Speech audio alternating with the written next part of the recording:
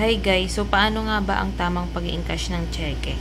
Ito nga pala yung sample check. Pinotocopy ko lang yan ng colored sa regular bond paper. So ang unang-una mong gagawin is kailangan mong i-check yung accuracy ng check details. Dapat walang maling spelling, walang error. See to it na dapat tama yung pangalan or payee sa cheque. Tama yung spelling ng amount in words. Tama din yung amount sa cheque. Yung date ng cheque is dapat dated check. Kung ngayon kan mag-i-encash, dapat ngayon yung date.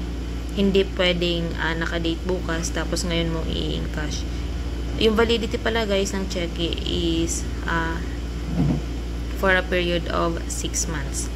Dito sa baba, kung dalawa yung signatory ng cheque, kailangang dalawa din yung nakapirma.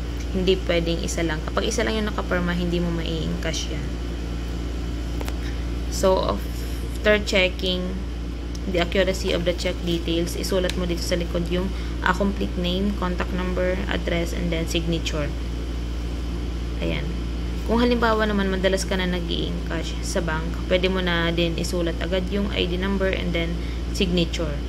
Or kung halimbawa kilala ka na ng teller.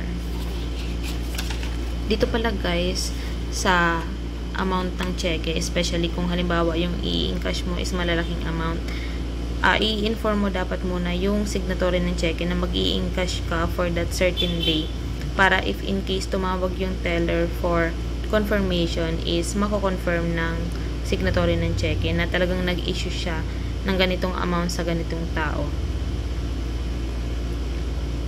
Kapag nag-i-issue na yung teller ng cash, i-check mo doon sa money counting machine if tama yung amount na naka-display.